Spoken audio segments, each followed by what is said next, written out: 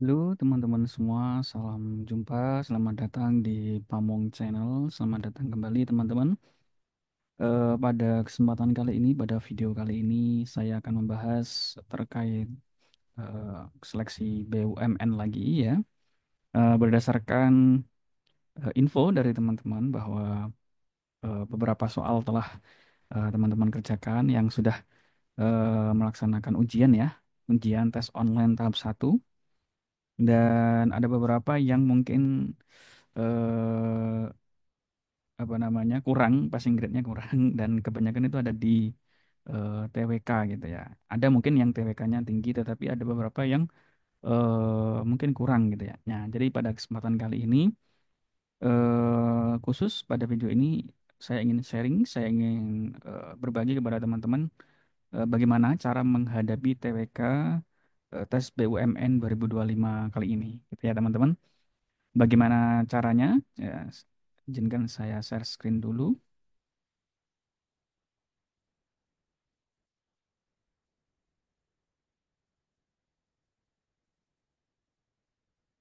Oke teman-teman. Nah, jadi perbedaan sebenarnya ada beberapa perbedaan ya teman-teman. Jadi kalau di CPNS itu kan ada TWK juga tuh di TKD.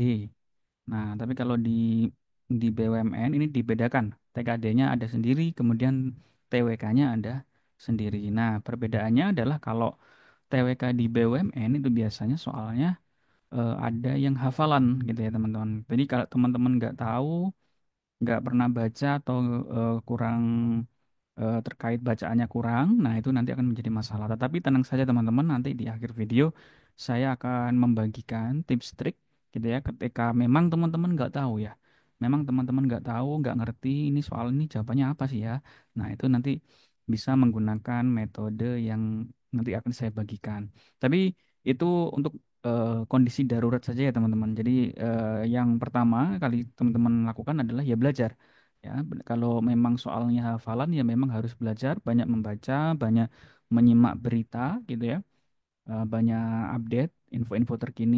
Nah, kemudian kalau TWK itu ya mungkin tidak jauh-jauh ya gitu ya dari sejarah, dari pilar negara gitu ya, dari nilai-nilai nasionalisme, bela negara, patriotisme. Nah, seperti seperti itu teman-teman juga bisa membaca dari referensi-referensi lain yang mungkin dari eh, MPR, DPR gitu ya, dan mungkin dari Mahkamah Konstitusi dan lembaga-lembaga negara lain yang PDF-nya ada dan menjadi rujukan dari pembuat soal tes wawasan kebangsaan atau TWK ini kali ini gitu ya.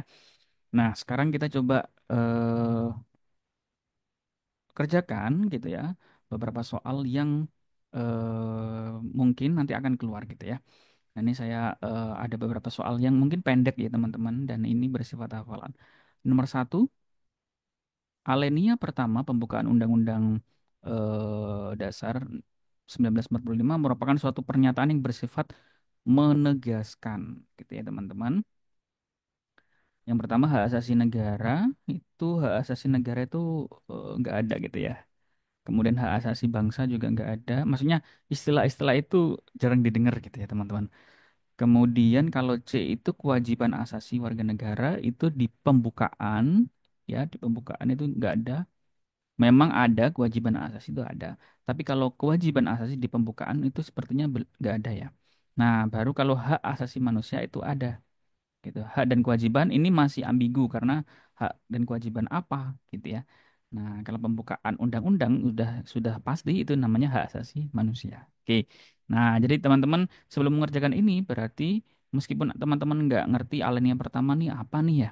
Tapi kalau teman-teman pernah sekolah gitu ya, pernah sekolah SD, SMP, SMA, itu mesti kalau hari Senin akan dibacakan pembukaan Undang-Undang Dasar. Nah, itu sudah hafal lah teman-teman ya. Jadi istilah yang paling mendekati ya ini hak asasi manusia. Oke, coba nomor dua.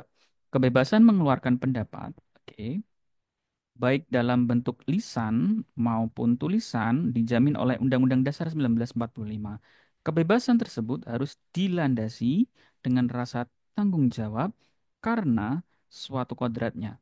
manusia itu berarti yang ditanya adalah kodratnya manusia apa? Nah, senantiasa hidup bermasyarakat. Apakah itu kodratnya manusia? Nah, jadi masyarakat itu kan macam-macam tuh. Nah, jadi bukan hanya masyarakat saja, ada beberapa mungkin yang tidak bermasyarakat, ada hidup yang istilahnya bukan hanya masyarakat saja, ada suku-suku yang lain gitu ya, yang beda konsep dengan masyarakat gitu. Nah, jadi eh, belum belum bisa dipastikan gitu ya. Kalau kodratnya berarti semua manusia itu melakukan bersikap dan bertindak rasional. Tidak semua manusia itu rasional gitu ya, karena ini sesuai kodratnya gitu. Ingat, dapat dikenakan sanksi hukum. Nah, ini berarti sudah tidak sesuai ini, tidak sesuai. Artinya yang ditanyakan adalah sesuai kodratnya. Oke. Cenderung mementingkan diri sendiri. Nah, tidak semua juga, berarti ini langsung menjustifikasi. Jadi kalau TWK itu gini teman-teman, ini ada nilai nol, ini ada negatif, ini ada positif. Jadi kalau TWK itu di nilai nolnya teman-teman.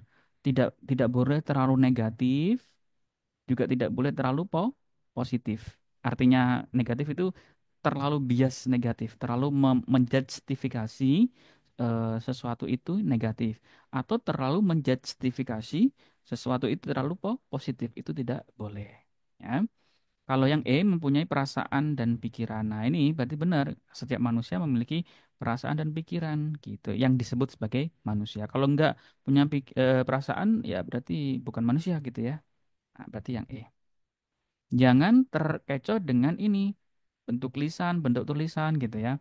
Tapi fokus pada karena sesuai kodratnya. Nah, seperti itu ya cara menjawab TWK yang mungkin bisa agak dinalar gitu ya teman-teman. Meskipun teman-teman nggak tahu ini mau jawab apa gitu ya. Oke. Nah, ini kalau sudah berkaitan dengan pasal, berarti kan teman-teman harus memahami. Kita tidak harus hafal, teman-teman, tapi harus memahami. Misalkan pasal 29 itu tentang apa gitu ya. Ayat 2-nya meskipun nggak ngerti, nggak apa-apa. Yang penting pasal 29 itu tentang apa? Oh, ternyata pasal 29 itu tentang yang A ini teman-teman. Negara menjamin kemerdekaan tiap-tiap penduduk untuk memeluk agamanya masing-masing dan untuk beribadah menurut agama dan kepercayaan itu. Jadi kalau catatan untuk yang undang-undang ini ya, teman-teman harus pahami setiap pasalnya saja ya. Nggak sampai ayat sampai apa namanya? Pokoknya jangan terlalu rinci-rinci. Pokoknya pasal 29 tentang apa gitu ya. Berarti dia tentang agama gitu ya. Pasal 30 tentang apa gitu ya. Nggak usah sampai pasal 29A, pasal 29B nggak usah. Pokoknya teman-teman intinya pasal 29 itu apa, pasal 30 itu apa, pasal 31 itu apa gitu ya. Nah, supaya untuk memudahkan teman-teman mengingat gitu ya. Oke, jadi jawabannya yang A ini ya. Nah, ini kayak juga ini. Undang-undang tentang Sistem Pendidikan Nasional, ya. Berarti nomor berapa teman-teman? Kalau teman-teman apa namanya? Cari nanti ini dia nomor 20. Ah, ini kalau undang-undang nanti beda lagi teman-teman. Tadi kan tentang pasal-pasal di Undang-Undang Dasar. Nah, kalau undang-undang beda lagi. Nah, yang penting kalau undang-undang pokoknya juga teman-teman apa namanya? Hafalkan saja ya di internet itu banyak kok ya. Tapi jangan terlalu rinci nanti bingung teman-teman kalau menghafalkan terlalu rinci, jadi inti-intinya saja. Oh, tentang pendidikan itu nomor 20. Oh, tentang ekonomi itu nomor berapa gitu ya. Oh, tentang hukum itu nomor berapa gitu ya. Nah, seperti itu. Lanjut nomor 5, menurut Undang-Undang Dasar 1945 pasal 2 ayat 1 yang diamandemen anggota MPR. Ini meskipun soal nomor 5 nih ya. Nomor 5 ini meskipun teman-teman nggak tahu nih pasal 2 ayat 1 itu isinya apa, teman-teman kalau mengerti konsep MPR itu adalah dia terdiri dari DPR dan DPD. DPR itu adalah dia anggotanya diwakili oleh partai gitu ya, partai. Kalau DPD itu independen. Independen artinya nggak partai gitu ya. Jadi orang perorangan. Nah, kalau sudah mengerti konsep ini, berarti nggak usah fokus di undang-undangnya ini ya. Berarti jawabannya yang mana, teman-teman? Iya, yang A ya. Anggota DPR dan DPD. Oke, lanjut.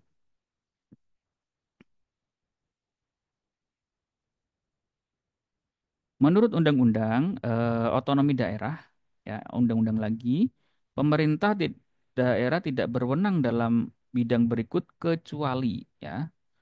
Nah, berarti yang di garis bawah adalah kecuali pertahanan keamanan itu wajib juga juga maksudnya berwenang gitu ya. Agama juga berwenang, kemudian moneter, fiskal, retribusi. Jadi yang enggak tidak berwenang gitu ya. Oh, enggak. Ini pemerintah daerah tidak berwenang dalam bidang berikut kecuali berarti dia yang berwenang. Ah, kalau pertahanan keamanan dia pemerintah pusat, agama itu pemerintah pusat, moneter pemerintah pusat, fiskal juga pemerintah pusat. Berarti yang pemerintah daerah itu yang retribusi. Ya, dari sini aja sudah kelihatan teman-teman. Kalau pertahanan keamanan kan untuk semuanya ya teman-teman, nggak satu wilayah. Berarti tidak berwenang tuh apa namanya pemerintah daerah, agama juga untuk semua, moneter itu apalagi gitu ya. Fiskal itu kebijakan yang agak besar gitu ya. Fiskal moneter itu yang kebijakan-kebijakan pusat ya. Nah, kemudian nomor 7 di dalam masyarakat Indonesia Pancasila disebut sebagai jiwa, kepribadian, pandangan hidup, dasar negara, ideologi negara. Sebagai ideologi negara berarti yang ditanyakan ideologi negaranya. Jadi yang awal-awal ini yang sebagai jiwa, kepribadian, pandangan hidup itu di apa namanya jangan diperhatikan dulu. Berarti yang teman-teman perhatikan ideologi negara saja. Pancasila merupakan, nah berarti apa tuh? Ya jawabannya yang D ya. Ajaran tentang ide. Ideologi kan ide gitu ya teman ya. Ideologi teman. Jadi ini aja ya kata kuncinya yang tepat. Oke, lanjut. Berikut ini contoh pengambilan keputusan dalam keluarga. Ingat ya teman-teman, yang sesuai dengan pribadi demokrasi Pancasila, yaitu berarti di dalam keluarga. Ingat ya teman-teman, di dalam keluarga dan menerapkan demokrasi. Berarti yang apa? Mengutamakan pendapat orang tua. Ya enggak ya. Jadi semuanya diutamakan lah istilahnya ya. Memperhatikan suara terbanyak. Apa ya? Ya kita keep dulu. Mendahulukan anggota yang muda. Enggak. Mengusahakan mufakat. Mengusahakan mufakat. Oke, bisa. Mewujudkan keputusan rasional. Bisa juga. Nah, sekarang kita tinggal antara B, D, sama E gitu ya. Pengambilan keputusan dalam keluarga. Oke. Kalau memperhatikan suara terbanyak itu tidak hanya di keluarga gitu ya. Di masyarakat, di secara nasional itu juga sama. Ya, jadi dia kurang terfokus gitu ya. Lagi juga kaitannya dengan Pancasila. Pancasila kaitannya dengan berarti sila keempat gitu ya. Kata kunci yang digunakan adalah musyawarah mufakat. Nah, ini ada mufakat nih. Nah, kalau empat berarti musyawarah mufakat berarti yang D. Oke. Oke. Nomor 10 Pancasila sebagai dasar negara. Tadi ada nomor 7 kalau nggak salah ideologi bangsa, ide. Nah, sekarang dasar negara. Secara yuridis formal berlaku sejak. Nah, kalau teman-teman nggak tahu sejarah, ini akan sulit ya. Kalau 1 Juni ini adalah dia pidato Bung Karno, artinya belum secara formal disahkan. Jadi tidak bisa dikatakan Pancasila itu sebagai dasar negara secara yuridis formal pada 1 Juni. Tapi ada beberapa pihak yang menganggap bahwa hari lahir Pancasila adalah 1 Juni. Nah itu yang sekarang menjadi perdebatan. Sehingga waktu itu pemerintah, waktu presiden sebelumnya itu menetapkan 1 Juni sebagai hari lahir Pancasila. Ada juga yang menyebutkan hari lahir Pancasila itu 18 Agustus karena itu setelah sidang PPKI itu kemudian disahkan gitu ya. Nah, PPKI kan mengesahkan apa-apa yang sudah dirancang di BPUPKI, termasuk juga dasar negara atau Pancasila gitu. Nah, berarti jawabannya yang D gitu karena secara yuridis formal. Artinya yang dicari adalah formalnya ya teman-teman. Jadi bukan bukan secara apa namanya hanya pidato saja, Bung Karno pidato, tapi dalam catatan administrasinya itu diperlukan adalah catatan yuridis formal pada ini 18 Agustus 1945. Kalau 17 Agustus itu proklamasinya teman-teman ya, belum ada pengesahan-pengesahan. Nah, pengesahan-pengesahan itu setelah seharinya ya 18 Agustus. Kalau 22 Juni itu nggak ada ya, saya belum pernah dengar. Mungkin ada beberapa apa namanya sidang-sidang gitu ya. Tapi kalau terkait dengan Pancasila jarang gitu ya.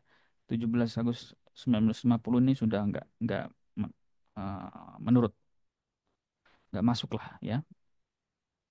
Oke, nomor 10 sekarang. Rumusan Pancasila yang resmi terdapat dalam ini berarti kan teman-teman harus tahu sejarah juga. Nah, kalau yang ini pidato Bung Karno, ini bukan resmi ya. Ya, sama seperti yang 9 tadi 1 Juni gitu ya. Kalau dalam proklamasi itu nggak ada rumusan Pancasila. Jadi proklamasi hanya kalimat singkat itu menyatakan bahwa Indonesia merdeka gitu ya. Kalau yang C, pembukaan Undang-Undang Dasar. Nah, ini dia ada di Alenia 4 gitu. Berarti jawabannya yang C. Kalau Piagam Jakarta, dia nama lain dari Pancasila yang sebelum diubah sila pertamanya. Sekarang sementara di sini adalah rumusan Pancasila yang ditanyakan secara resmi gitu ya. Kitab ini enggak ini yang ini enggak ya. Kitab Negara Kartagama itu tambah agak jauh gitu ya. Gitu ya teman-teman. Jadi apa namanya? Itu beberapa soal yang mungkin bisa saya berikan. Nah, sekarang coba saya akan coba share kepada teman-teman bagaimana tips triknya ya ketika teman-teman eh, belum bisa nih gitu ya. Ada beberapa soal yang mungkin tidak bisa teman-teman kerjakan gitu ya. Sebentar ya teman-teman.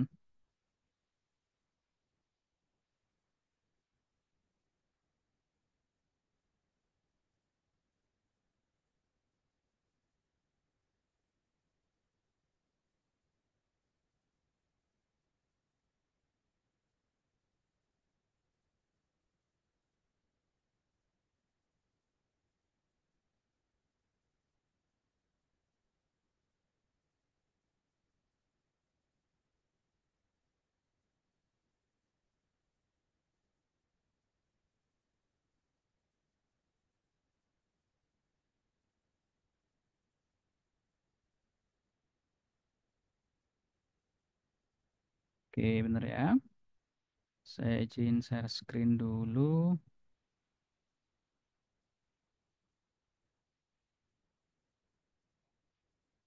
Oke, teman-teman. Jadi yang perlu teman-teman eh, ketahui yang pertama adalah jangan biarkan ya kan soal tidak dijawab ya. Jadi teman-teman harus wajib menjawab soal. Soalnya ada 10 teman-teman kalau TWK di BUMN dan semuanya wajib teman-teman jawab. Kenapa? Karena kalau nggak dijawab nanti nggak dapat nilai. Gitu ya. Salah benar itu nanti urusan nanti. Yang penting poin pertama jangan biarkan soal tidak dijawab. Gitu ya. Nah, yang kedua itu adalah kita pakai analisis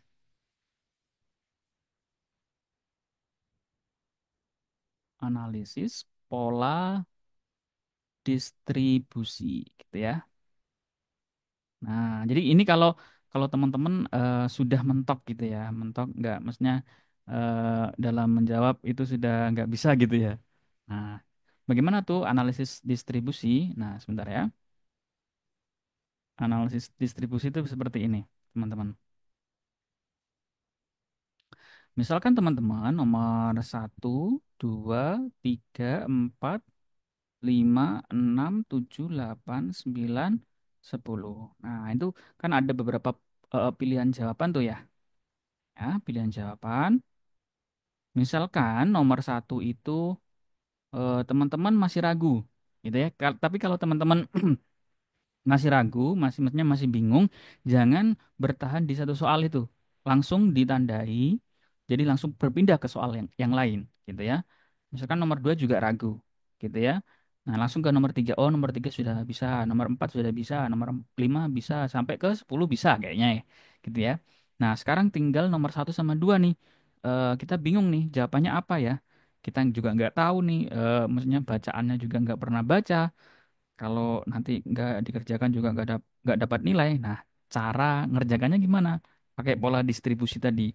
Itu ketika nanti teman-teman sudah mentok banget ya. Tapi kalau masih bisa di nalar, bisa dipikir, dipikir dulu, ya. Tapi kalau ini sudah nggak bisa, sudah mentok, nah pakai pola distribusi ini. Nah, teman-teman catat, misalkan yang A itu ada di nomor berapa saja gitu ya. Misalkan yang A itu ada di nomor 3, 4, 5, berarti ada 3 nomor yang A gitu ya. Kemudian yang B gitu ya, ada di nomor berapa saja. Oh, yang B nomor 6 saja berarti hanya 1 nomor gitu ya.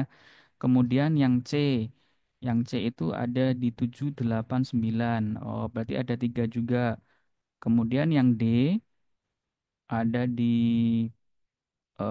apa namanya 10 berarti 1. Yang E berarti nggak ada, yang E berarti nol gitu ya.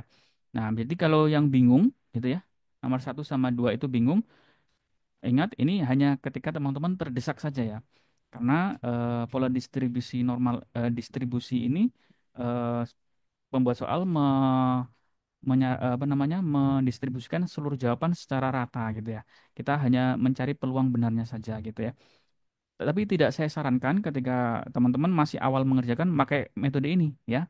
Jadi ini sebagai cara mengerjakan karena memang soal TWK di BUMN itu kan hafalan. Nah, ketika teman-teman benar-benar nggak ngerti ya berarti kan pakai cara apa lagi gitu ya. Oke. Nah, misalnya seperti ini. Berarti yang paling sedikit yang mana tuh? Berarti yang E gitu ya. Jadi yang nol. Jadi antara jawaban nomor 1 atau 2 itu bisa pakai E atau pakai misalkan yang ini sudah E gitu ya. Berarti E 1 gitu. Nah, berarti juga bisa kalau yang 2 ini berarti pakai yang B atau D gitu ya. Intinya seperti itu. Jadi pilih jawaban yang dia paling sedikit dipilih gitu ya. Nah, itu pun nanti kan ada kemungkinan-kemungkinan yang lain, tapi itu yang bisa kita lakukan untuk mendekati kemungkinan jawaban yang benar. Nah, seperti itu ya teman-teman. Nah, untuk teman-teman yang belum tes, berarti harus belajar lagi terkait TWK-nya karena memang soalnya hafalan dan harus memperbanyak wawasan lagi. Itu saja dari saya, kurang lebihnya mohon maaf. Sampai jumpa di video selanjutnya.